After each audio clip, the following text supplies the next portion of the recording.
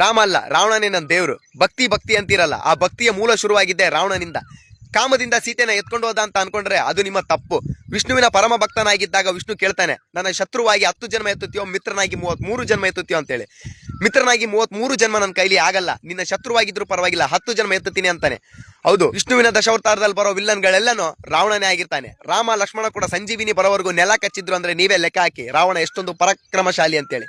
ರಾವಣ ಆಗ್ಲಿ, ಹೆಂಡತಿ ಮಂಡೋದರಿನ ಆಗ್ಲಿ, ಮಗ ಇಂದ್ರಜಿತ್ನಾಗ್ಲಿ ವೀಕ್ ಅಂತ ಎಲ್ಲೂ ಬರ್ದಿಲ್ಲ, ಎಲ್ಲರೂ ಪರಾಕ್ರಮಶಾಲಿಗಳಂತಾನೆ ಬರ್ದಿರೋದು. ರಾವಣನಷ್ಟು ದೊಡ್ಡ ಬ್ರಾಹ್ಮಣ ಇನ್ನೊಬ್ಬ ಇಲ್ಲ. ಯಾಕಂದ್ರೆ ತಾನ್ ಗೆಲ್ಲಿ ಅಂತ ಮಾಡ್ತಾವ್ರೆ, ಯಾಗನ ಅರ್ಧಕ್ಕೆ ಬಿಟ್ಟು ರಾಮ ಬ್ರಾಹ್ಮಣನಾಗಿ ಬಾ ಅಂತ ಕರೆದಿದ್ಕೆ ನನ್ನ ವಿರುದ್ಧ ನೀನೇ ಗೆಲ್ಲು ಅಂತ ರಾಮನ ಯಾಗನ ಪೂರ್ತಿ ಮಾಡಿ ಬರ್ತಾನೆ.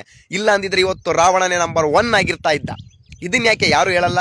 ಮಹಾಭಾರತದಲ್ಲಿ ಕರ್ಣನ ಕೊಲ್ಲೋಕೆ ಪಾಂಡವರ ಜೊತೆ ಶ್ರೀಕೃಷ್ಣ ಸೇರ್ಕೋತಾನೆ. ರಾಮಾಯಣದಲ್ಲಿ ರಾವಣನ ಕೊಲ್ಲೋಕೆ ರಾಮನ ಜೊತೆ ದೇವಾನು ದೇವತೆಗಳು, ಸೃಷ್ಟಿ ಕರ್ತ, ಸೃಷ್ಟಿ ರಕ್ಷಕ, ಸೃಷ್ಟಿಯ ವಿನಾಶಕ ತ್ರಿಮೂರ್ತಿಗಳು ಕೂಡ ಸೇರ್ಕೋತಾರೆ.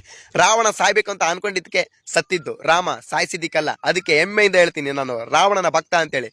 ಜೈ ರಾವಣ. ವಿಡಿಯೋ ಇಷ್ಟ ಆದ್ರೆ ನನ್ನ ಫಾಲೋ ಮಾಡಿ, ಈ ತರ ಹೆಚ್ಚಿನ ವಿಡಿಯೋ ಮಾಡೋದಕ್ಕೆ ಸಪೋರ್ಟ್ ಮಾಡಿ.